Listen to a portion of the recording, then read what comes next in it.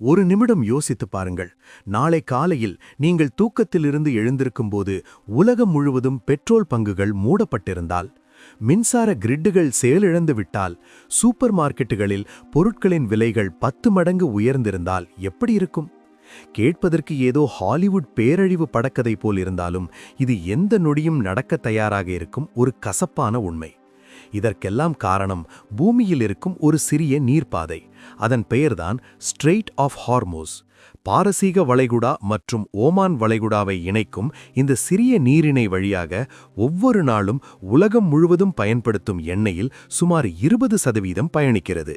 அதாவது Saudi Arabia, Iraq, UAE, Kuwait போன்ற பெருநாடுகளிலிருந்து புறப்படும் ஒவ்வொரு எண்ணெய் டேங்கரும் இந்த குறுகிய கடற்கழி வழியாகத்தான் செல்ல வேண்டும். வெறும் 21 மைல்கள் அகலமுள்ள இந்த பாதையில் கப்பல்கள் பயணிக்கும் உண்மையான பாதை வெறும் 2 மைல்கள் மட்டுமே. ஒருவேளை ஈரான் மற்றும் அமெரிக்கா இடையே உள்ள பதற்றங்களால் காரணமாகவோ அல்லது ஏதாவது ஒரு போர் காரணமாகவோ இந்த சிறிய பாதை மூடப்பட்டால் உலக பொருளாதாரம் வெறும் 24 மணி நேரத்தில் சரிந்து விழுந்துவிடும். நியூயார்க் முதல் டோக்கியோ வரை, லண்டன் முதல் ஹைதராபாத் வரை ஒவ்வொருவரின் வாழ்க்கையும் குழப்பமடையும். அதனால்தான் இந்த பயங்கரமான அச்சுறுத்தலிலிருந்து தப்பிக்க, உலகத்தை ஒரு பெரும் நெருக்கடியிலிருந்து காக்க சில நாடுகள் நேரடியாக $100 பில்லியன், அதாவது சுமார் 8 லட்சம் கோடி ரூபாய் மதிப்பிலான ஒரு பெரும் திட்டத்தை தயார் செய்து வருகின்றன. அப்படி அந்த திட்டம் என்ன? கடல் நடுவே உள்ள மலைகளை பொடியாக்கி புதிய கால்வாயை உருவாக்குவது சாத்தியம்தானா? இந்த பிரம்மாண்ட திட்டத்தின் பின்னால் உள்ள உண்மையான மாஸ்டர் பிளான் என்ன? இந்த வீடியோவில் நாம் மிக ஆழமான பகுப்பாய்வுடன் ஒவ்வொரு சிறிய விஷயத்தையும் தொட்டு உண்மையான உண்மைகளை தெரிந்து கொள்வோம். எங்கும் ஸ்கிப் செய்யாமல் பாருங்கள். ஏனென்றால் இது வெறும் ஒரு செய்தி அல்ல, நம் எதிர்காலத்தை நிர்ணயிக்கும் மிக முக்கியமான புவியியல் மாற்றம். அப்படி ஹார்முஸ் நீரிணை என்றால் என்ன? ஏன் இவ்வளவு பயம்? ஹார்முஸ் நீரிணை என்பது வெறும் ஒரு நீர்ப்பாதை மட்டுமல்ல. இது உலக நாடுகளின் நரம்புகளில் ஓடும் ஆற்றலுக்கான மிக முக்கியமான இதய தமனி போன்றது. புவியியல் ரீதியாக பார்த்தால் பாரசீக வளைகுடா மற்றும் ஓமன் வளைகுடாவை இணைக்கும் இந்த சிறிய நீரிணை ஈரான் மற்றும் ஓமன் நாடுகளுக்கு இடையே ஒரு குறுகிய கடற்கழி போல் தெரிகிறது. இதன் மொத்த அகலம் வெறும் 21 மைல்கள், அதாவது சுமார் 33 கிலோமீட்டர்கள் மட்டுமே இருந்தாலும், கடலின் ஆழம் மற்றும் ஆபத்தான பாறைகள் காரணமாக பெரிய எண்ணெய் டேங்கர்கள் பயணிக்க பாதுகாப்பான பாதை வெறும் 2 மைல்கள் அகலம் மட்டுமே இருக்கும். அதாவது உலகம் முழுவதும் ஏற்றுமதி செய்யப்படும் பெட்ரோலிய பொருட்களில் 1/5 பங்கு, சுமார் 20% ஒவ்வொரு நாளும் இந்த 2 மைல் குறுகிய பாதை வழியாகத்தான் செல்ல வேண்டும். புள்ளி விவரங்களின்படி ஒரு நாளைக்கு சுமார் 2 கோடி பேரல் கச்சா எண்ணெய் இந்த நீரிணையை கடக்கிறது. சவுதி அரேபியா, ஐக்கிய அரபு எமிரேட்ஸ், குவைத், ஈராக் போன்ற மிகப்பெரிய எண்ணெய் உற்பத்தி நாடுகளுக்கு கடல் வழியாக தங்கள் உற்பத்திகளை உலகுக்கு அனுப்ப இதுவே ஒரே வழி. இந்த நீரிணை மூடப்பட்டால் என்ன ஆகும் என்று கற்பனை செய்வதும் கூட இயலாது. திடீரென்று உலக சந்தையில் எண்ணெய் விநியோகம் நின்று விலைகள் ஆகாயத்தை எட்டும். இது வெறும் பெட்ரோல் விலைகளுக்கு மட்டுமல்ல, போக்குவரத்து செலவுகள் அதிகரிப்பதால் அத்தியாவசிய பொருட்கள் முதல் எலக்ட்ரானிக்ஸ் வரை அனைத்தும் சாதாரண மனிதனுக்கு எட்டாதவையாகிவிடும். பொருளாதார ரீதியில் மட்டுமல்ல, அரசியல் ரீதியிலும் இது மிகவும் உணர்ந்த வாய்ந்த பகுதி. ஈரானின் கடற்கரை இதை ஒட்டியிருப்பதால் அந்த நாடு எப்போது வேண்டுமானாலும் இந்த நீரிணையை மூடுவோம் என்று சர்வதேச சமூகத்தை எச்சரித்துக் கொண்டே இருக்கும். அமெரிக்கா மற்றும் பிற மேற்கத்திய நாடுகளின் கடற்படைகள் இங்கு தொடர்ந்து காவல் காத்திருக்கும். இங்கு நடக்கும் ஒரு சிறிய தவறு அல்லது ஒரு போர்க்கப்பல் மீது நடக்கும் தாக்குதல் கணங்களில் உலகப் போருக்கு வழிவகுக்கும் அளவுக்கு பதற்றங்களை உருவாக்கும். காப்பீட்டு நிறுவனங்கள் இந்த பாதையில் பயணிக்கும் கப்பல்களுக்கு பெருமளவு பிரீமியங்களை வசூலிக்கின்றன. ஏனெனில் இங்கு எந்த நொடியிலும் டேங்கர்களை கைப்பற்றுவது அல்லது தாக்குதல்கள் நடப்பது போன்ற அச்சுறுத்தல்கள் இருந்து கொண்டே இருக்கின்றன. அதனால்தான் ஹார்முஸ் நீரிணையை உலகின் எனர்ஜி சோக் பாயிண்ட் என்று அழைக்கிறார்கள். ஒருவேளை இந்த தொண்டையின் அடைப்பு இறுகினால் உலக பொருளாதாரம் மூச்சு திணறி சாவது உறுதி. முசந்தம் தீபகற்பம், இயற்கை தந்த சவால். இந்த புவியியல் அரசியல் போரில் ஒருபுறம் ஈரான் தனது இராணுவ பலத்தால் உலகத்தை நடுங்கச் செய்கிறது, மறுபுறம் பொறியாளர்களும் உத்தியாளர்களும் இயற்கை கட்டிய சுவர்களையே உடைக்கும் ஒரு துணிச்சலான திட்டத்துடன் முன்னேறி வருகிறார்கள். அதுதான் முசந்தம் தீபகற்ப கால்வாய் திட்டம். ஒருமுறை கூகுள் மேப்ஸை திறந்து பாரசீக வளைகுடாவின் ஓரத்தில் பார்த்தால் ஓமான் நாட்டைச் சேர்ந்த முசந்தம் தீபகற்பம் ஒரு கூர்மையான ஆணி போல் கடலுக்குள் நீண்டு கொண்டிருக்கும். சரியாக இங்குதான் ஓமான் வளைகுடாவிற்கும் பாரசீக வளைகுடாவிற்கும் இடையில் நிலப்பகுதி மிகவும் குறுகலான அகலத்தில் இருக்கும். காகிதத்தில் திட்டம் போட்டு பார்த்தால் இது ஒரு அற்புதமான யோசனை போல் தெரிகிறது. ஏனெனில் இந்த மலைகளின் வழியாக ஒரு பெரும் கால்வாயை தோண்ட முடிந்தால் உலக நாடுகளின் எண்ணெய் டேங்கர்கள் ஈரான் எல்லையில் உள்ள அந்த ஆபத்தான ஹார்மூஸ் நீரிணைக்குள் செல்ல தேவையே இருக்காது. நேரடியாக இந்த கால்வாய் வழியாக பாதுகாப்பாக வெளியேறலாம். ஆனால் இந்த யோசனை எவ்வளவு கவர்ச்சிகரமாக இருக்கிறதோ அதை செயல்படுத்துவது அதைவிட 1000 மடங்கு சாத்தியமற்ற நிறைந்த வேலை.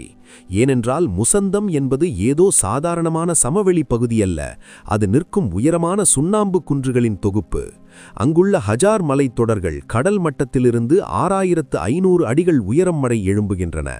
அதாவது ஒரு கால்வாயை தோண்ட வேண்டுமென்றால் வெறும் மண்ணை எடுப்பது மட்டுமல்ல, வானளாவிய உயரத்தில் உள்ள மலைகளை வெடிக்க வைத்து மில்லியன் டன் கற்களை அகற்றி கடல் நீர் பாயும் வகையில் பூமியை பிளக்க வேண்டும். பனாமா கால்வாய் அல்லது சூயஸ் கால்வாய் போன்ற திட்டங்களின் வரலாற்றை பார்த்தால் அங்கு மண்ணை தோண்டுவது ஒருபுறம் இருக்க, இங்கு கிலோமீட்டர் கணக்கில் இருக்கும் கடினமான பாறை மலைகளை துளையிடுவது இன்னொரு புறம்.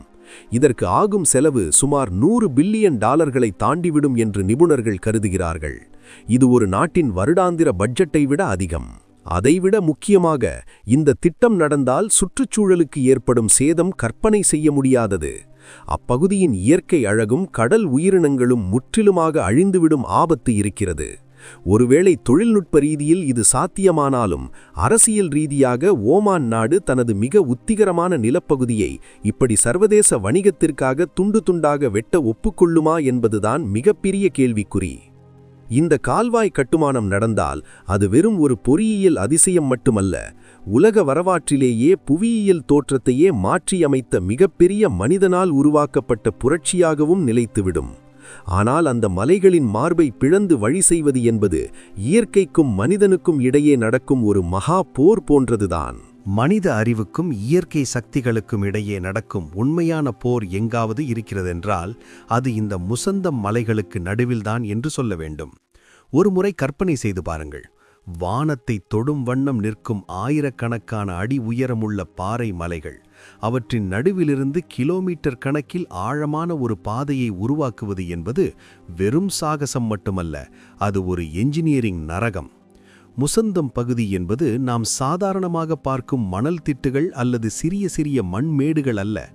இங்கு இருப்பவை மிகவும் பிடிவாதமான ஹசார் மலைகள்.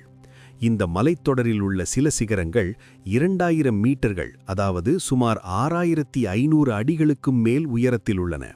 அதாவது கிட்டத்தட்ட அரை டஜன் புர்ஜ் கலீஃபாக்களை ஒன்றின் மேல் ஒன்றாக அடுக்கினால் எவ்வளவு உயரம் இருக்குமோ அவ்வளவு உயரத்தில் இருக்கும் கடினமான சுண்ணாம்பு குன்றுகளை நாம் எதிர்கொள்ள வேண்டும். இங்கு ஒரு கால்வாயை தோண்டுவது என்றால் ஏதோ சிறிய மண் தோண்டுதல் அல்ல.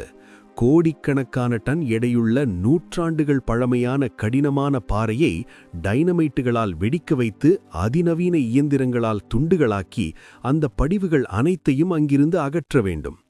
நாம் இந்த கால்வாயை உருவாக்க நினைப்பது சிறிய படகுகளுக்காக அல்ல, லட்சக்கணக்கான டன் எடையுள்ள வெரி லார்ஜ் க்ரூட் கேரியர்ஸ் போன்ற சூப்பர் டேங்கர்களுக்காக. எனவே இந்த கால்வாய் மிகவும் அகலமாக இருப்பதோடு மட்டுமல்லாமல் கடல் கப்பல்கள் எளிதாக பயணிக்கும் அளவுக்கு ஆழமாகவும் இருக்க வேண்டும். ஒருமுறை யோசித்து பாருங்கள். பனாமா கால்வாய் போன்ற திட்டங்களுக்கே 1000 கோடி ரூபாய் செலவாகியுள்ளது. ஆனால் அங்கு உள்ள நிலைமைகள் வேறு. இங்கு உள்ள இந்த பயங்கரமான மலைகளை பொடியாக்கி பாதையை சீரமைக்க வேண்டுமென்றால் $100 பில்லியன், அதாவது சுமார் 8 லட்சம் கோடி ரூபாய் கூட போதுமானதாக இருக்காது. இவ்வளவு பெரிய தொகையை செலவழித்து லட்சக்கணக்கான தொழிலாளர்கள் இரவும் பகலும் கஷ்டப்பட்டாலும் அந்த மலைகளின் விரைப்புத்தன்மையின் முன் மனிதன் செய்யும் முயற்சி எந்த அளவிற்கு நிலைக்கும் என்பதுதான் ஒரு மர்மம். இது வெறும் ஒரு கால்வாய் கட்டுமானம் மட்டுமல்ல, பூமியின் புவியியல் தோற்றத்தையே சவால் செய்து கடலை மலைகளுக்கு நடுவில் கொண்டு வர வேண்டும் என்ற ஒரு மகா சங்கல்பம். ஆனால் அந்த ஹசார் மலைகளின் மார்பை பிளந்து உலக வணிகத்திற்கு வழிகாட்டுவது என்பது நவீன பொறியியல் வரலாற்றிலேயே மிகவும் கடினமான மற்றும் செலவு மிகுந்த சோதனையாகவே நிலைத்துவிடும். இந்த $100 பில்லியன் மெகா திட்டத்தில் உண்மையான போர் வெறும் மலைகளுடன் மட்டுமல்ல, அதைவிட சிக்கலான சர்வதேச அரசியல் சதுரங்கத்துடன் பின்னிப்பிணைந்துள்ளது. ஒருமுறை உலக வரைபடத்தை கவனித்தால் இந்த முசந்தம் தீபகற்பம் ஓமான் நாட்டிற்கு சொந்தமான பிரதேசம். இங்கு கால்வாய் தோண்டுவது என்றால் அந்த நாடு தனது மிக அழகிய இயற்கை எழில் கொஞ்சம் சுற்றுலாப் பகுதியை நிலைநிறுத்தமாக பிளக்க ஒப்புக்கொள்ள வேண்டும். ஓமான் அரசாங்கம் தற்போது அங்கு ஆடம்பர ரிசார்ட்டுகள் சுற்றுலாத்துறை மூலம் வருவாயை அதிகரிக்க வேண்டும் என்று பார்க்கிறது. வெறும் எண்ணெய் டேங்கர்களுக்காக தனது நாட்டின் வரைபடத்தையே மாற்றுவதற்கு அவர்கள் தயாராக உள்ளார்களா என்றால் அது ஒரு பெரிய கேள்விக்குறிதான். இந்த கதையில் உண்மையான வில்லன் அல்லது ஒரு சக்தி வாய்ந்த எதிரி யாராவது இருக்கிறார்கள் என்றால் அது நிச்சயமாக ஈரான் மட்டும்தான். ஏனென்றால் ஹார்முஸ் நீரிணையின் மீது ஈரானுக்கு இருக்கும் ஒப்பிட முடியாத பிடி இந்த கால்வாயினால் திடீரென்று ஆவியாகிவிடும். ஒருவேளை உலக நாடுகள் அனைத்தும் சேர்ந்து இந்த மாற்றுப்பாதையை உருவாக்கினால் ஈரான் கையில் உள்ள மிகப்பெரிய உத்திகரமான ஆயுதம் பயனற்று போய்விடும். அதனால்தான் ஈரான் இந்த திட்டத்தை தடுக்க தனது சக்தி முழுவதையும் பயன்படுத்தி முயற்சிக்கும். இதனுடன் சுமார் 8 லட்சம் கோடி ரூபாய்க்கும் மேற்பட்ட மிகப்பெரிய முதலீட்டை யார் செய்வார்கள் என்பது மற்றொரு முக்கியமான விஷயம். சவுதி அரேபியா மற்றும் UAE போன்ற எண்ணெய் பெருநாடுகள் முன்வந்தாலே இது சாத்தியம். ஆனால் இந்த 2 நாடுகளுக்கும் இடையிலும் பிராந்திய ஆதிக்கத்திற்கான உள்போட்டி நடந்து கொண்டிருக்கிறது. ஒருவேளை UAE தனது சொந்த குழாய் திட்டங்களை ஊக்குவிக்க விரும்பினால் ஓமான் பிரதேசத்தில் நடக்கும் இந்த கால்வாய் கட்டுமானத்திற்கு ஒத்துழைக்குமா என்பது சந்தேகமே. அதாவது இங்கு வெறும் பொறியியலாளர்கள் திட்டம் போட்டால் மட்டும் போதாது. பல்வேறு நாடுகளுக்கிடையே உள்ள பந்தங்கள், பிடிவாதங்கள் மற்றும் புவியியல் அரசியல் நன்மைகள் அனைத்தும் ஒரே தட்டில் வர வேண்டும். முசந்தம் கால்வாய் என்பது வெறும் ஒரு பொறியியல் கனவு மட்டுமல்ல, அது ஒரு உலகளாவிய பவர் பிளே. எங்கு எந்த சிறிய தவறு நடந்தாலும் உலக பொருளாதாரம் குழப்பமடையும். அதனால்தான் இந்த $100 பில்லியன் திட்டம் செயல்படுவது என்றால் அது அக்கினி சோதனையை எதிர்கொள்வதுதான். இந்த முசந்தம் கால்வாய் கட்டுமானம் எவ்வளவு கடினம் என்று புரிந்து கொண்ட சில நாடுகள் ஏற்கனவே மாற்றுத் திட்டங்களுடன் முன்னேறுகின்றன. சவுதி அரேபியா தனது நாடு வழியாக ஆயிரக்கணக்கான கிலோமீட்டர் நீளமான குழாய்களை அமைத்து எண்ணெயை நேரடியாக செங்கடலுக்கு அனுப்புகிறது. அதுபோல UAEயும் ஹார்முஸ் நீரிணைக்கு வெளியே உள்ள ஃபுஜைரா துறைமுகத்திற்கு சிறப்பு குழாய் அமைத்துள்ளது. ஆனால் இங்குதான் உண்மையான ட்விஸ்ட் இருக்கிறது. இந்த குழாய்கள் அனைத்தும் சேர்ந்தும் ஹார்முஸ் வழியாக செல்லும் எண்ணெயில் வெறும் 20 முதல் 30% மட்டுமே கொண்டு செல்ல முடியும். மீதமுள்ள 70% எண்ணெய்க்காக உலக நாடுகள் மீண்டும் அதே குறுகிய நீரிணையை சார்ந்திருக்க வேண்டியதுதான். சரி, ஒருவேளை பிடிவாதமாக முன்னேறி லட்சக்கணக்கான கோடிகளை செலவழித்து அந்த மலைகளை பிளந்து கால்வாய் கட்டிவிட்டோம் என்று வைத்துக்கொள்வோம். அவ்வளவுதான் பிரச்சனை தீர்ந்துவிடுமா என்றால் நிச்சயமாக இல்லை என்றுதான் சொல்ல வேண்டும்.